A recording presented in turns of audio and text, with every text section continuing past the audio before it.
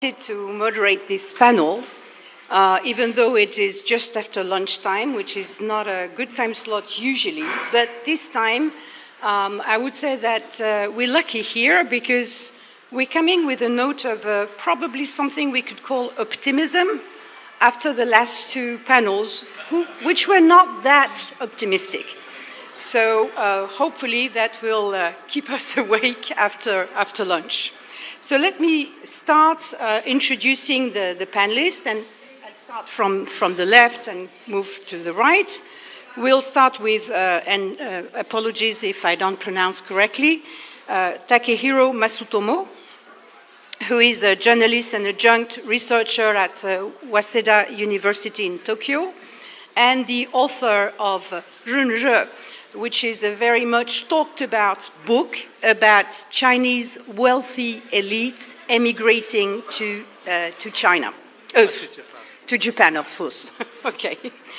Then on my left, we have Joyce Du, who is a multi-sectoral communications consultant and a specialist of everything design, communication, craftsmanship, with very rich experience in journalism in multiple countries, from China to the UK, probably the US, or not. No, okay, no, pas encore, not yet, and probably France, let's say, with design and fashion, as I said, playing a very important role, and you will see that this is also an important angle to our discussion. And finally, last but not least, on my right, Neil Thomas, a fellow on Chinese politics at Asia Society Center for China Analysis, who is frequently published in the best publications and interviewed in major media.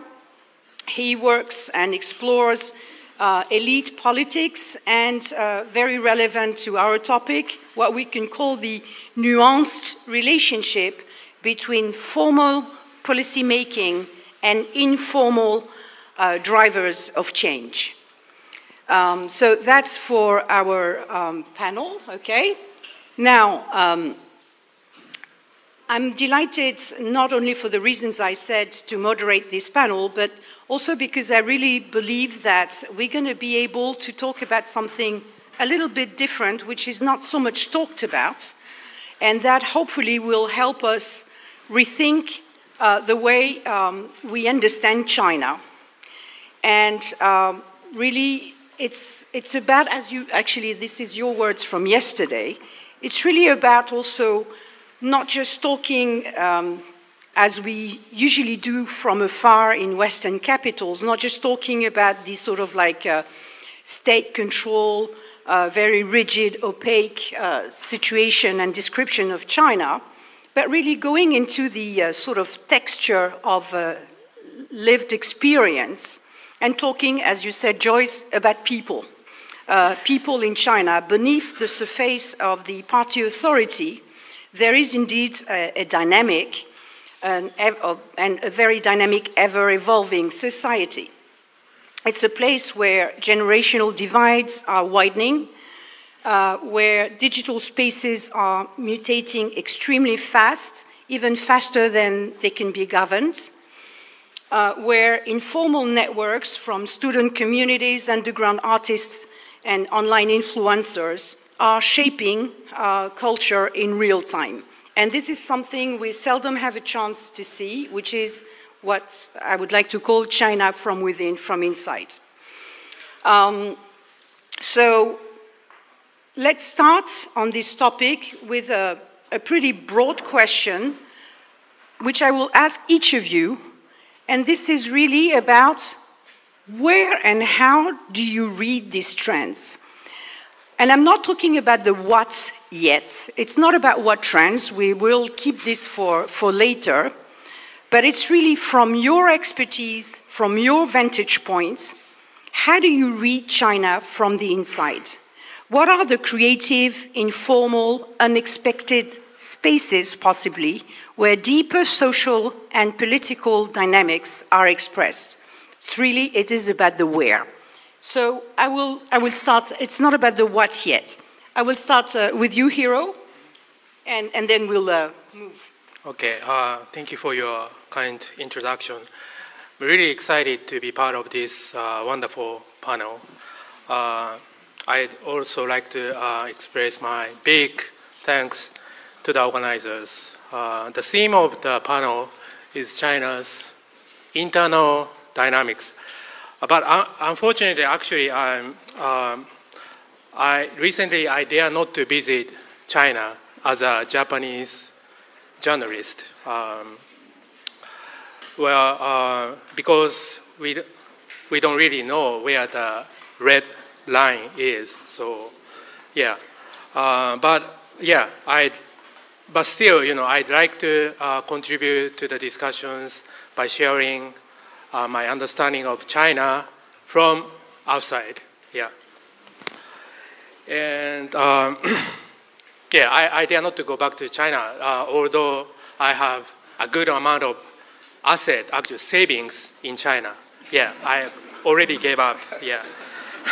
Yeah, I dare not to visit there also because I just published this book, Lun Li. Yeah, the title she introduced. Yeah.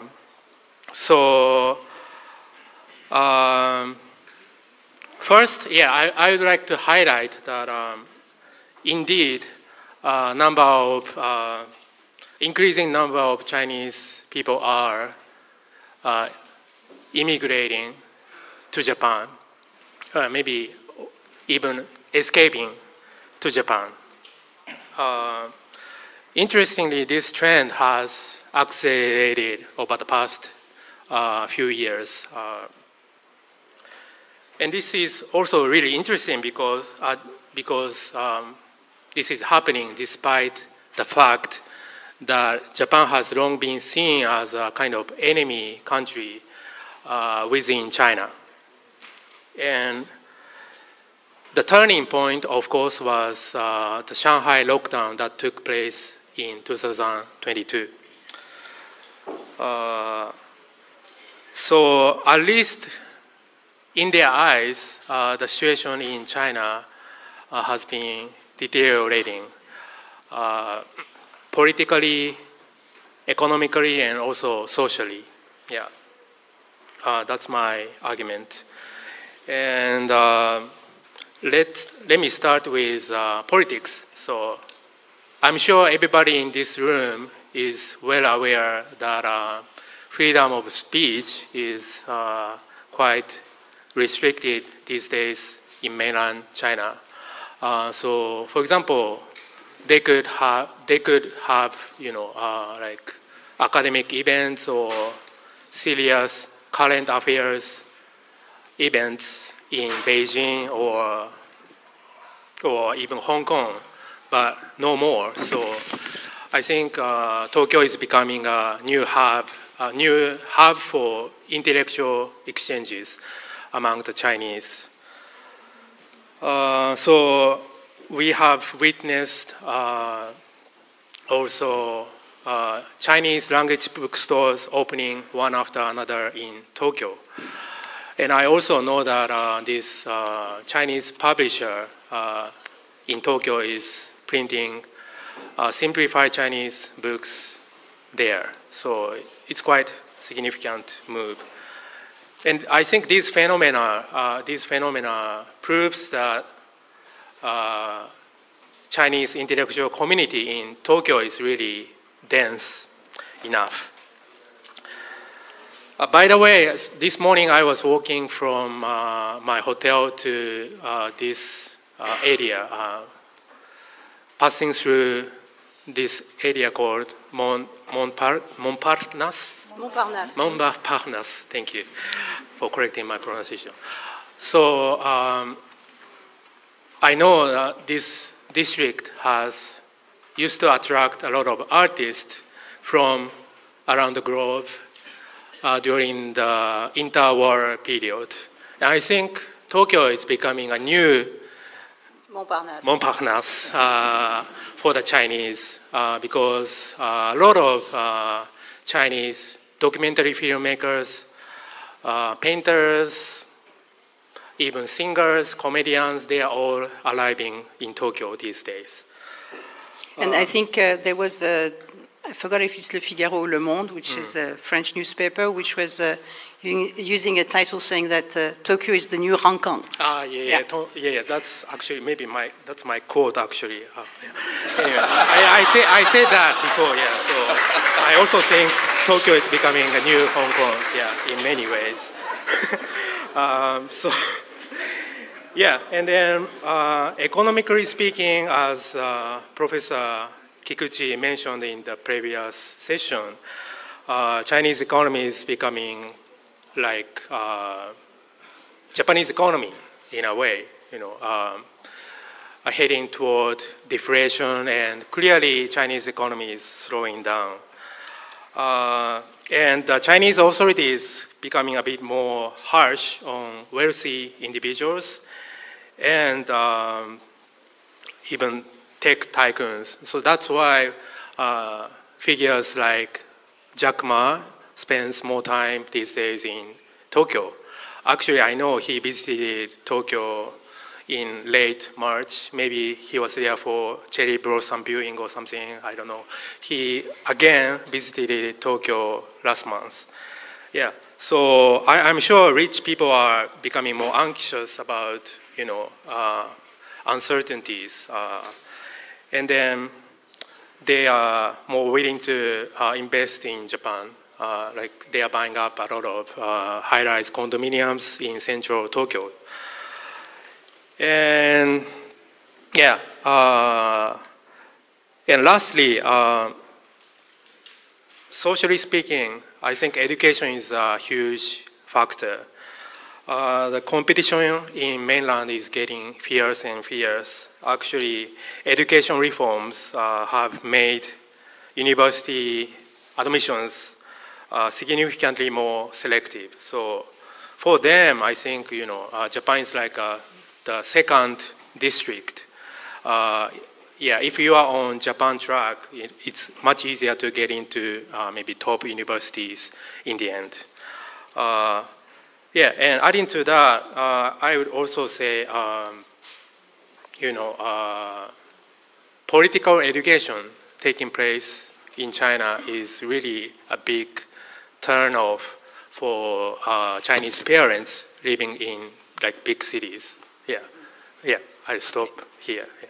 Okay, thank you very much. So in a way, when I ask you where do you see the expression, your answer is Japan, in the very fact of emigrating to Japan. I guess it's a little bit different for you, Joyce, and we would all be very interested in understanding where do you do your reading of these trends, knowing that your point of view is fairly different. You are more into communications, art, design, and so on and so forth. Thank you. Such a pleasure to be here. Thank you, Duncan, and the organizers' invite. Just for the record, if my face is not on the agenda, it's because I'm filling in some very big shoes of our dear colleague, Vincent Ni. To your question, Santine, I think I should start with something very feminine and girly. I observe trends on shopping websites, including Little Red Book and Taobao. This might seem not possible, but actually that's where you notice a lot of new creativities happening in all sorts of product designs and fashion design, etc. But just following on the point that Takeshiro was making, on the education side, actually there was one of the main points I would like to address, if I may. Of course. For a few points. On the generation shifts that you mentioned, education, just like Takeshiro was saying, by 2023, 250 million of Chinese workforce has higher education qualifications, 250 million. Roughly 60.2% of higher education administrate, that's like when you apply for higher education, about 60% gets admitted. And this is up from 30% in 2012. And right now, China has also actively talking to different countries, to the Ministry of Education in different countries, and there are 59 countries acknowledging the qualifications, diplomas issued in China. And another interesting fact, a lot of you here, I know you may have studied in China, been to China, but rewind back to the days in 1952, in that year, 3 years after the Communist Party took power, there were 231 overseas students, which means the Chinese going abroad. This number in 1978 was 860. That was right after Cultural Revolution, 860. And in 2019, what's the guess? No, how much? 704,000. So in the rough years, the 40 years between 1978 to 2019, altogether there were 6.59 million Chinese students went abroad to study. Among those who have completed their study, 4.2 million returned to China to pursue their career. That is two of central Paris. If you know the population, it's 2.2, right, in Paris. And of course, in COVID, the overseas studying trend took a hit. In 2020, there were 450,000 Chinese went abroad to study. But the number is picking up. In 2022, there's already 661,000 students. I make this point is that where do we see the trends in China? I think everybody should just look around. We are not being confined in that Great Wall. We are not there, not visible. We are here in front of you. If you have noticed how many new Chinese restaurants opened in Paris in the past 4 years, you would know that we are here. Another point is, you think, the social media is different, Facebook, Instagram are banned in China, but that shouldn't stop you being curious about what's happening in China. If you are on Instagram as heavily as I am, it's my guess, 50% of the cat videos you have seen are from Chinese social media. And so this is my answer to that one. And if I may, I would also, to add to that point, on the digital culture that's happening in China, the reason why there are so many Chinese cat videos on TikTok, on Instagram, is because everyone in China, almost everyone, I think it's 970 million users in China right now with a smartphone. Everybody's filming interesting things in their life. They're posting. There are savvy internet users reposting them to the social medias that you have access to. And on top of that, by the way, Little Red Book, my favorite app, where I think my screen time will be 3.5 hours per day on that single app. It has an English version. I haven't checked whether it has a French version, but please do sign up and browse through what's happening in China. To that, I would also like to say that the smartphone penetration in China ranks number 4 worldwide. But most importantly is I didn't invent this, it's digital literacy. Like, how well can you use your mobile phone and what do you do with it in daily life? My 94-year-old grandma tells me which coupon to get on the Pinduoduo app. If this is the case in France, I think the economy is a different case.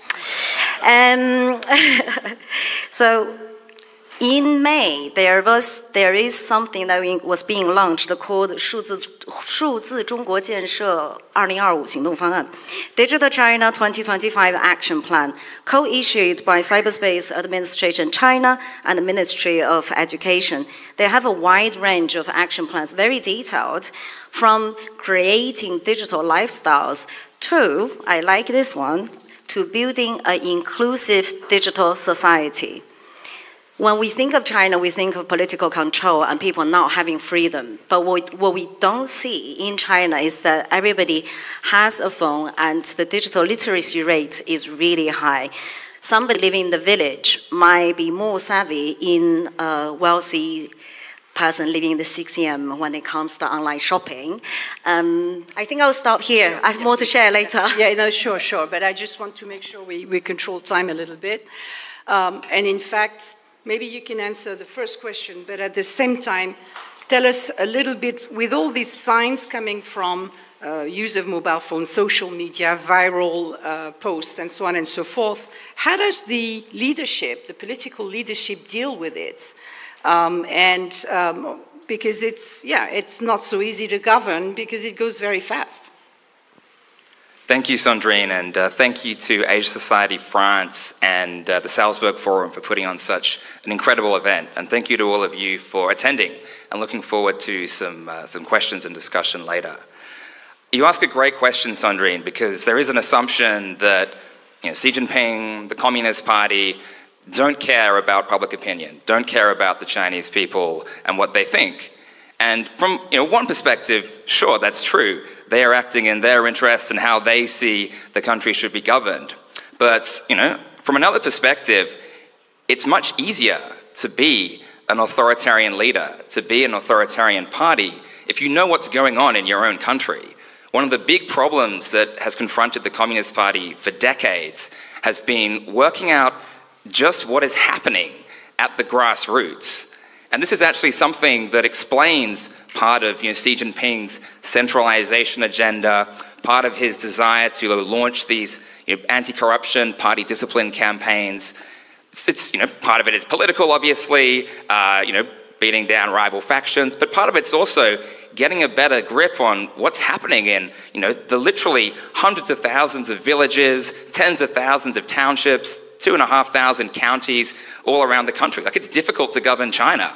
And so from a kind of, looking from Zhongnan High Leadership Compound out, one of the functions of this party discipline campaign has been to just gather information about the performance of local officials, to crack down on corruption, but also to govern the country better. I mean, part of why the Communist Party is still around is that, yes, they have a sophisticated apparatus of censorship, propaganda, and repression.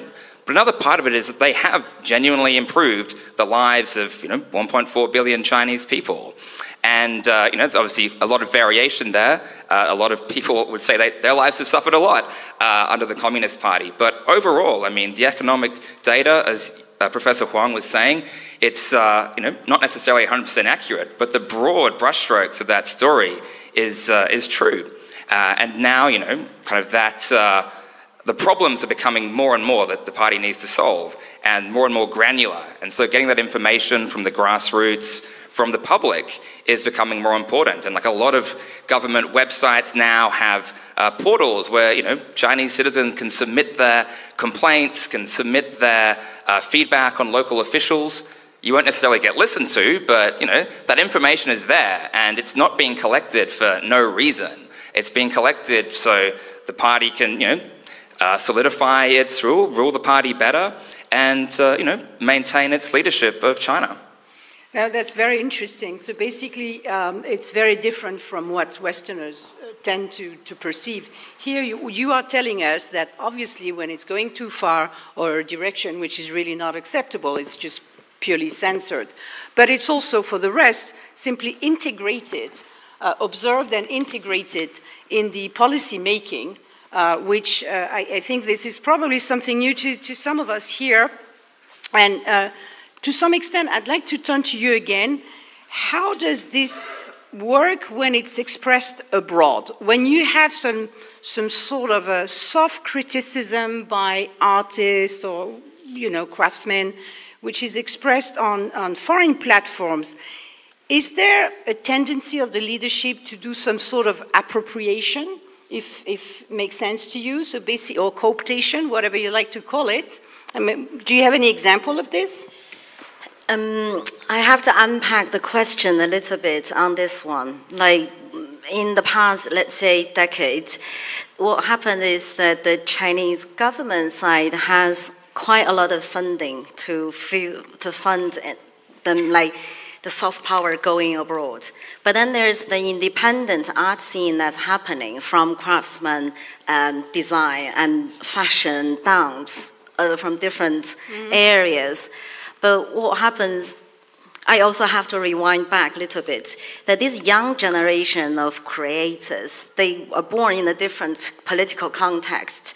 A lot of them are born in the 1990s, in the 2000s. So some of the key historical events, they were not there and they don't know much about it. They don't feel the same level of repression like artists, for example, Ai Weiwei, would have experienced or felt. So I consider this new generation of creators, they have a lot of liberty and innate motivation to create. Then the government, do they criticize, do they monitor? I don't think there's much, because what I call the lack of aesthetics of the current regime actually allowed the flourishing of many young talents. Mm-hmm. Okay, interesting. And Hiro, in Japan, what do you see in terms of more, because you talked to us quite a bit on education, on economic motivations, but what do you see in terms of political expression or cultural expression that really clearly demonstrate that there is an aspiration for a different lifestyle choice? Mm-hmm. Yeah, so I would say these newcomers from China are really, I don't know if I'm answering to your question, but enjoying really lifestyle in Japan. Mm-hmm. So they are flocking to Tokyo because, you know, it offers really amazing cost effectiveness at the same time, mm-hmm. you know, compared with other global cities. So, well, some of these newcomers, they really simply just, enjoy living in a, foreign country. But do you see any more clear expression of disagreements with the Chinese leadership? Oh, that's a good point. That's, I think, what we need to watch out for in the coming years, maybe even decades, because, you know, I think there's now, interestingly, there's an attempt in Japan to even cultivate the second Sun Yat-sen. Mm. You know, Sun Yat-sen spends significant amount of time in Japan. Yeah. There were, during the late Qing period, many Chinese revolutionists stayed in Tokyo. And similarly, many intellectuals are now gathering in Tokyo, and there's this attempt. And I think interesting thing could happen when and if wealthy Chinese people and intellectuals come to join forces. It could become really a political, power. So, Okay, very interesting. So I'm a little bit conscious of time, so maybe I'm going to ask you a very direct question that maybe you want to sort of answer a bit shortly, and then we will take the rest of time for something a bit longer, which is simply, if you had to name only one signal that, or, you know, among all these signals we mentioned until now, that we should really pay attention to, because you believe that this signal, this trend, is going to make a huge difference, or at least a significant difference, in shaping the future of China, what would it be? And maybe I start with you, Neil.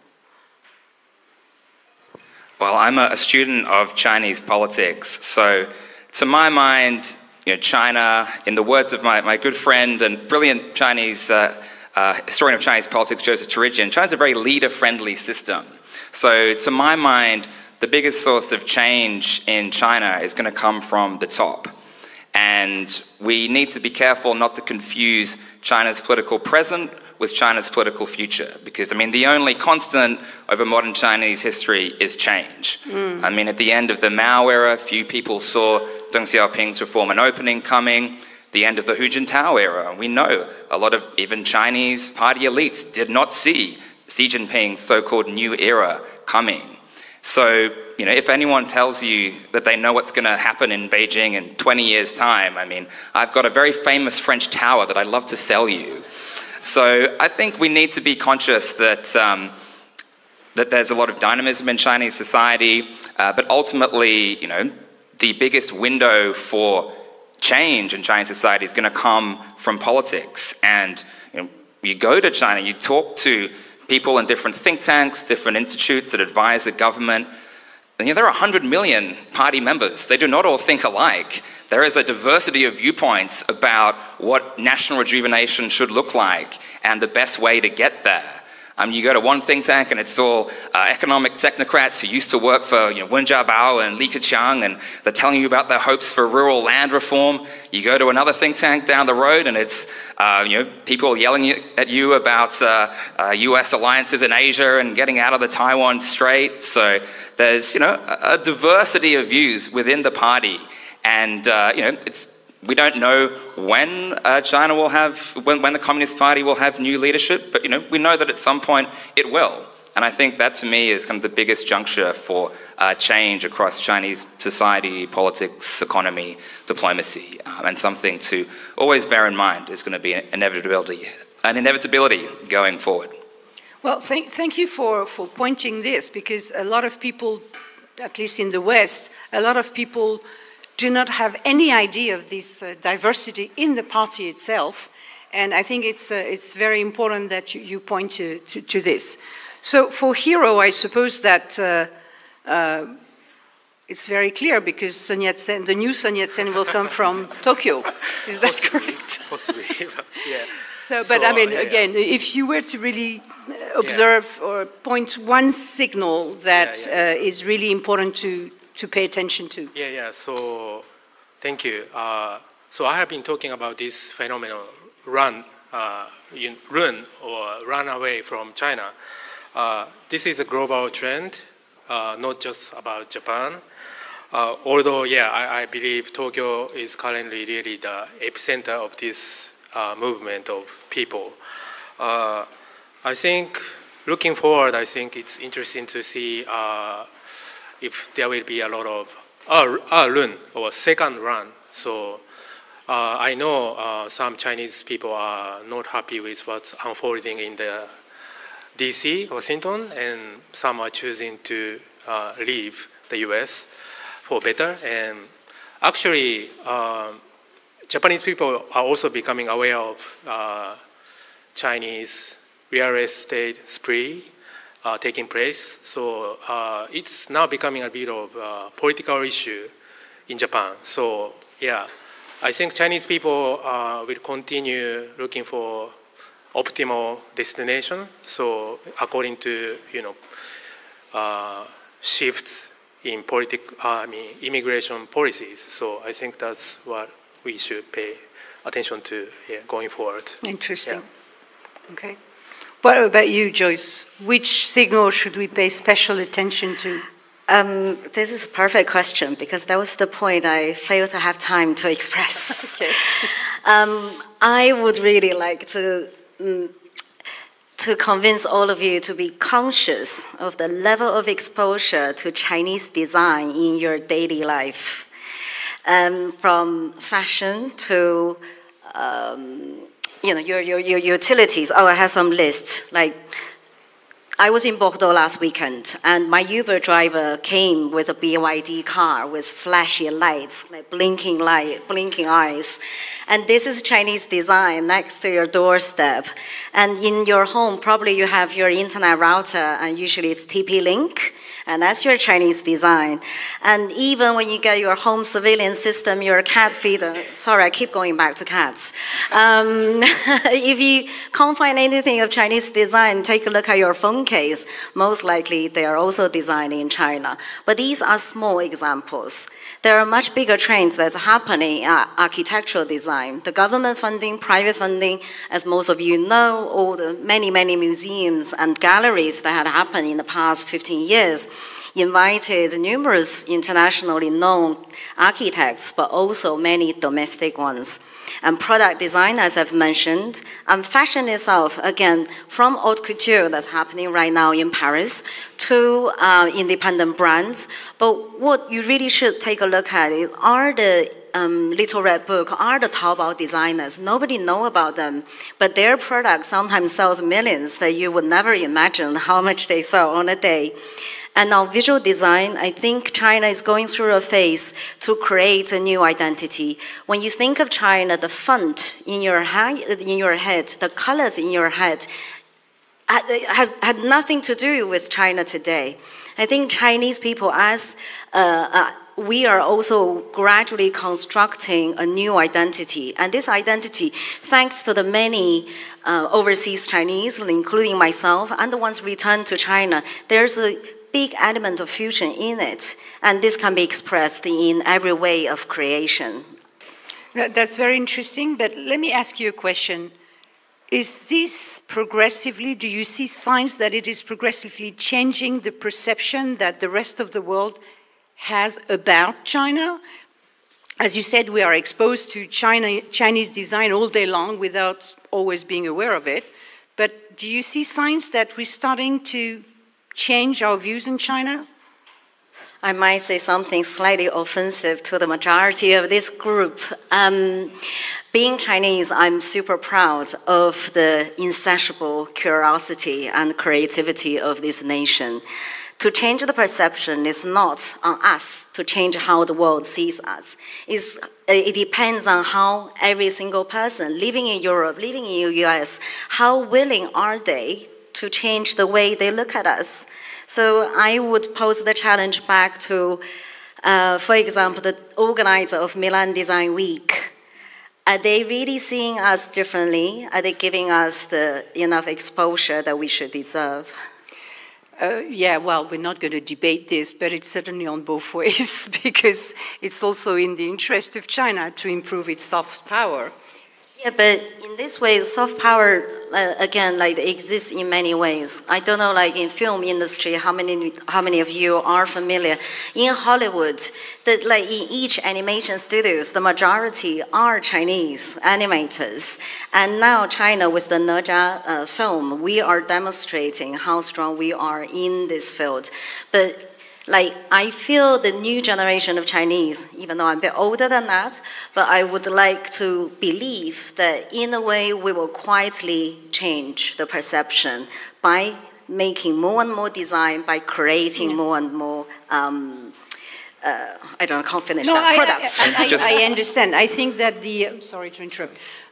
To start with, I think people are aware that, for instance, Chinese electric vehicles are from China, and they like this Chinese electric vehicle a lot, so that could be a good starting point. Sorry, I interrupted. Say the European Commission has a much different view on Chinese electric vehicles coming straight from Brussels. We're talking about people. On that point, I mean, I think it is, to what Joyce, I think, was getting at, it's just really important as well, you know, not to confuse the Chinese government with the Chinese people, right? I mean, the Chinese government, like every government, is open to scrutiny, and there's a lot to criticize there when it comes to, you know, China's human rights record, how it organizes internal politics, Chinese diplomacy, military modernization.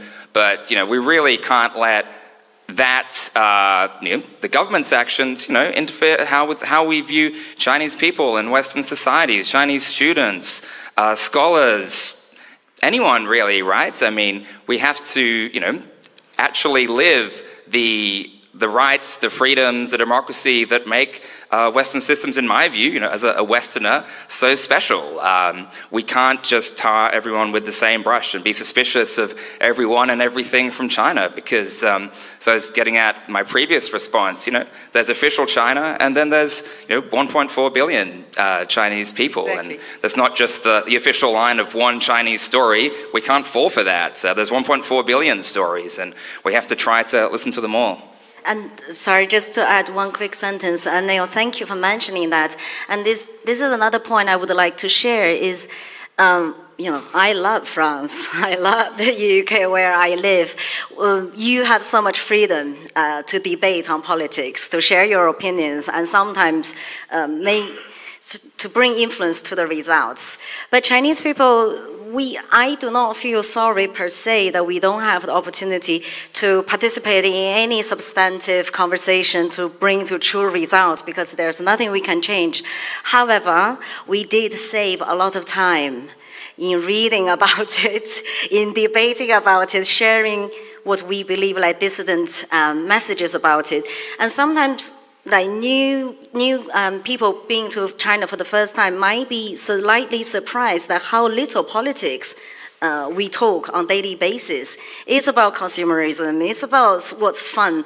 And I feel like this saved energy could be used in a different way, like another way of expression from the people level.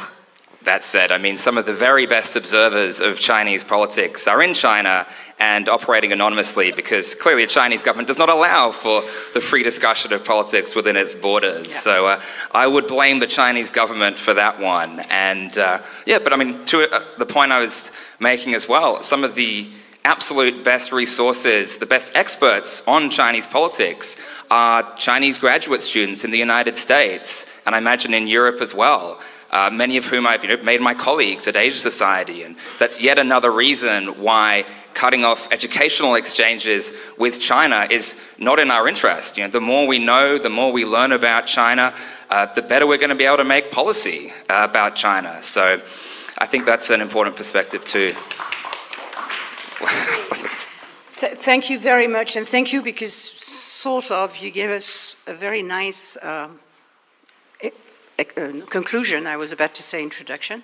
A very nice conclusion.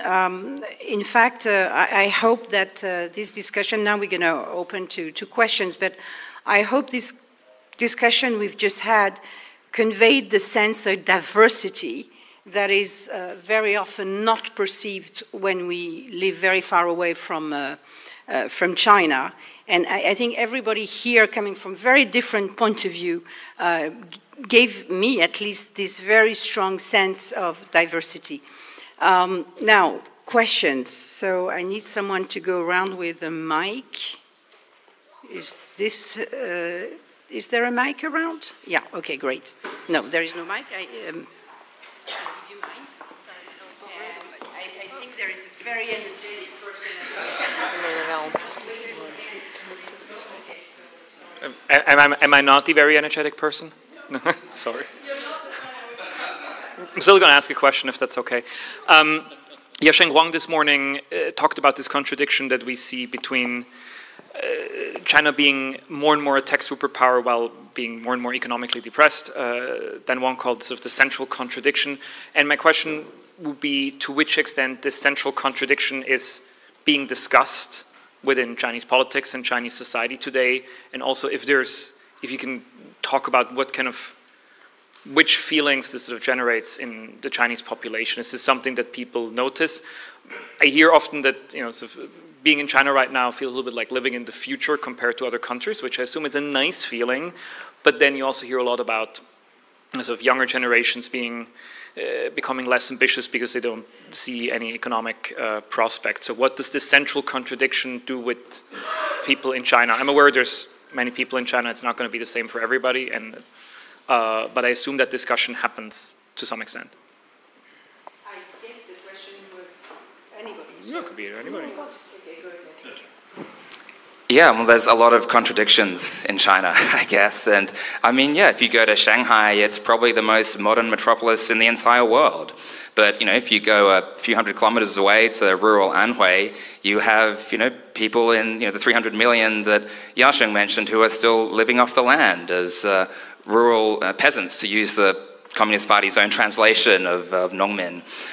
So, yeah, I mean, there's a certain part of China that is very much living in the future, but then there's this whole big complex country where there's huge regions and huge groups of people who I think feel a long way away from that, and that's where some of the social frustrations come in. There's there's been some great art made about it in China. There's I don't know if he's particularly well known, but Henan rap god, Henan Shuochang Zhishen, has a great song called Gongchang, like factory, that is all about the malaise and frustration of living in the factory towns that, kind of process the rare earths, for example, that are driving China's geopolitical power, but with a huge amount of human cost of the people working there and the communities that are being affected or perhaps being left behind because their particular industry is being superseded by the industries of the future. So it's a very hard question to have a succinct answer to, but those are my rambling thoughts in response. Okay, so I have a mic, so I'd like to ask a similar question to Neil, because you mentioned during your presentation, I'm here, sorry, but I have many things to do, it's difficult to stand up. So you mentioned about the fact that the party, that Xi Jinping should know what is going on in a grassroots, in different provinces. So we can assume that he knows what is going on. So my question is, I have been asking this question for the last few months, because for me it's very difficult to understand why, assuming that Xi Jinping knows what is going on when it comes to the people, when it comes to the income, that it is a problem with the spending. So why Xi Jinping does not want to introduce the reform to boost domestic consumption? Because I think because this is the solution both to the domestic problems but also to the problems globally. Just to boost domestic consumption, so it will be less overcapacity, it will be also easier to cooperate with other countries. So why he doesn't want to introduce if he knows what is going on in a grassroots level? Thank you. Great question, and lots of moving parts there. The first thing to say is that I don't think Xi Jinping does actually know everything that's going on. He spends a lot of time complaining about how awful his grassroots cadres are, and they need to spend more time learning about the new development concept, and they're stuck in these old ways of thinking about promoting short-term growth and not implementing his version of structural reform. So still a huge amount of informational challenges, despite the much more authoritarian, centralized politics under Xi Jinping, which just goes to the problems of governing a country of that scale, right? When it comes to the consumption issue, I think consumption is formally a priority of China's economic policy, and in some sense, they do want to increase consumption. There's been all these documents coming out of the State Council over the last couple of years. But they have a lot of priorities, right? You look at the third plenum decision about economic reform last year, and it's 50 pages long or something, 100 pages long, and there's dozens and dozens, hundreds of different priorities. And I think the core of my response would be that for Xi Jinping, and I think also the broader Chinese leadership, there's a higher priority being placed on national security and making sure China's economy is resilient to geopolitical pressure from the United States and from Western allies, and that's seen as being more of an existential challenge than low consumption and all the problems associated with that. Can I add a few words, maybe also related to the previous question? I myself had worked for this Chinese media outlet, Caixin, one of the leading financial and economics media outlet, and I know how the mood of inside newsroom has changed over the past decade. When I was still in Beijing, Caixin could have reported any economy-related news, but toward the second term of Xi Jinping, it's getting even tighter. Sometimes you cannot report about economy freely. So I don't know if the top leader is really listening to diverse voices. Yeah. Yeah. Yeah.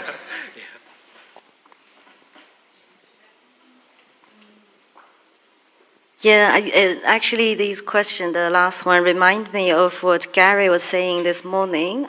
Gary from Qiming Venture Partners, that he mentioned that the Chinese government would doesn't do central planning, they're centrally reactive, which I truly agree. And I think the example I've just shared of the Digital China 2025 plan is a way of building the potential for future consumption. And in China, like, how do I put it, like the way the Chinese government has moved everything, you know, to WeChat, our mini program. Now you don't need to call people, you don't need to go there, you can get many things sorted. Some of you travel to China, you will know that this helps you in many ways. But for the bigger society, this level of efficiency building takes time. China is a huge country.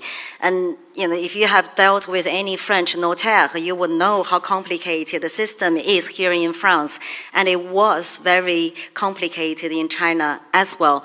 I feel that there are groundwork being done willingly or centrally, but some changes are going to happen, but I agree with what Neil was saying. The government has a lot of priorities. This aging population is a very big priority right now. We are enjoying a rare phase of stability, seemingly okay economy. We are not crumbling to the floor. But when this generation grows old, when my mom needs to find a senior home, I think that will be the time that the government would really act in a more aggressive way. Interesting. Hi, thank you very much for the panelists. My name is Sacha Courtial from the Jacques Delors Institute. I would like to ask about the influence of the unemployment rate, because the unemployment rate is quite high, especially for young people, about 16% in the official data. This is on one hand, and on the other hand, the higher education in China is now massive, so we have millions, and it's adding up every year, millions of very well young educated people in China that might not be as willing as older generation to work in manufacturing sector, etc. So this situation might nurture a lot of frustration, and I would like to ask you, how do you see this affecting the Chinese society at the moment? Thank you.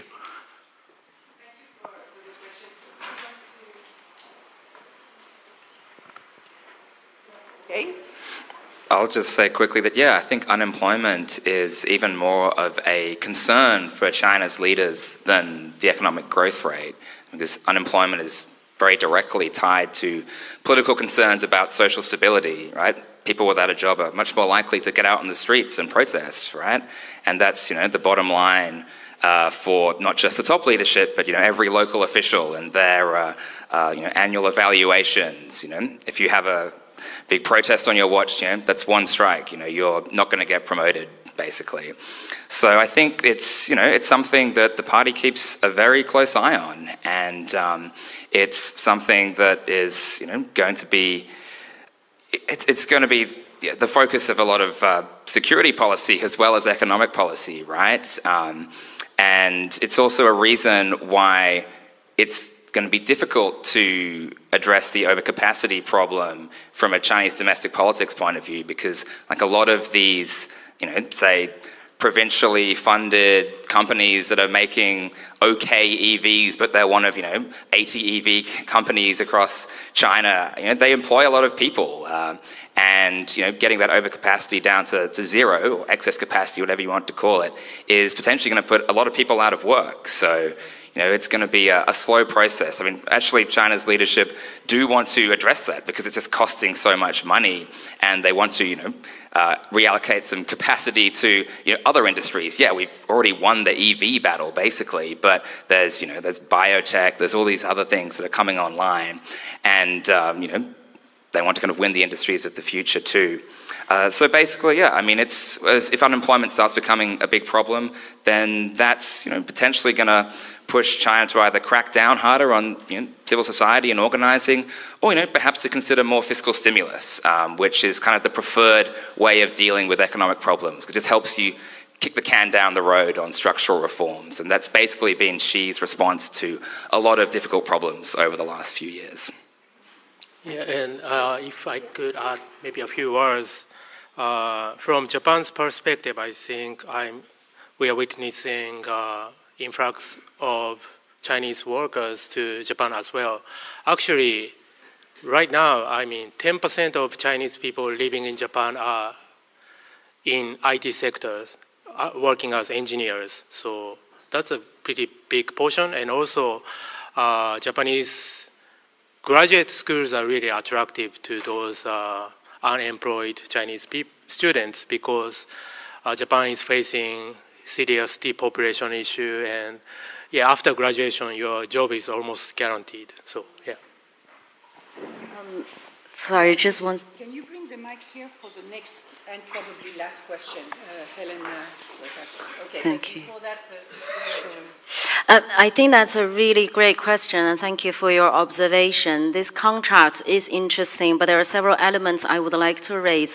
First of all, when I was growing up in the 90s, I was in high school, and that was when the big reforms of state-owned enterprises happened. My hometown is Tianjin, and it's a heavy industry city, and I've lived through like people sitting on the street protesting, blocking my school, like the bus to go to school, and that moment passed. And I'm amazed how did they get resolved? What are these people doing today?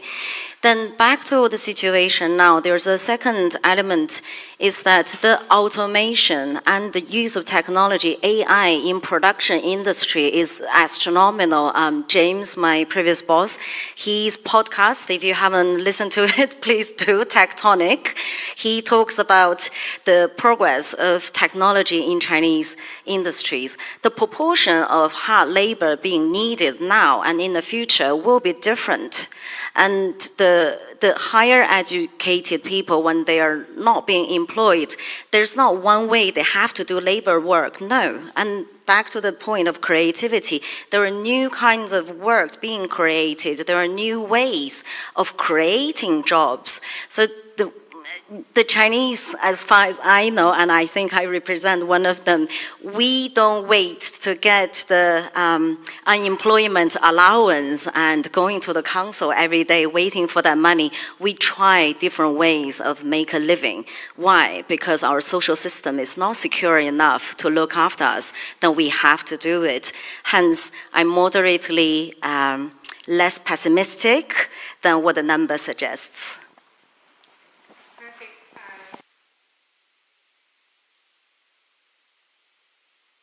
Hi. Perfect segue there, Joyce. Thank you. My question is really like a vibe check, right, on the sentiment of Ling Ho and Yaoling Ho youth. I think, when you looked at data, there's of folks who feel more optimistic about their future than their parents. In the US, it's somewhere in like the low 40s%. And then in Europe, a blend of Germany and France, it's somewhere in the low teens. So where do the, Chinese young population, Ling Ho, Yaoling Ho, where do they sit in terms of percentage of optimism towards the future? You touch on some, because you're really tapped into, Xiaohongshu and Red Note and all the youth culture, right? But like, what does that look like? Because I think in the West, all the narratives that we get fed are a lot about Tangping and that generation of not wanting to engage with employment. So I want to get maybe as much, accurate as possible, a read on what that actually looks like and whether or not they're optimistic. Thank you for that. I don't have any statistics with me on the level of happiness, but I have very first-hand observation that I spent quite a lot of time in France. When it comes to the sense of happiness, I think the French and us, we have a very different way of evaluating how happy we are on a daily basis. That being said, that I feel the Ling Ho, the Yiling Ho, for your information, those who were born in the year 2000 and 2010s, I haven't observed from my relatives and younger generations the sense of just not having hope. And I think that's a big ask for a Chinese person, just not to feel hopeful. As a journalist, I was a journalist for 7 years in China covering the 2008 Wenchuan earthquake, was there at the epicenter. Even when 82,000 people died from that disaster, when I was interviewing people, the Sichuan people, they are amazing. They have a crumbled house behind them, and they were playing mahjong in front of that, waiting for rescue to come. would doubt that the 2000 year, the later generations will just give up. I do not feel that's coming. But when it comes to motivations of self-realization, I actually feel this generation is more hopeful than the generations of my parents and my grandparents living through the state economy when their life was deprived of choices from day one. This generation, they are more self-aware, they're more well-educated, and I hope we will all provide more choices for these talented young people. Thank you very much.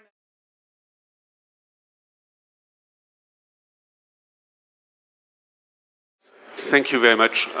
So my name is Jérémy André. I'm a reporter for Le Point, one of the main weekly news magazines in France. And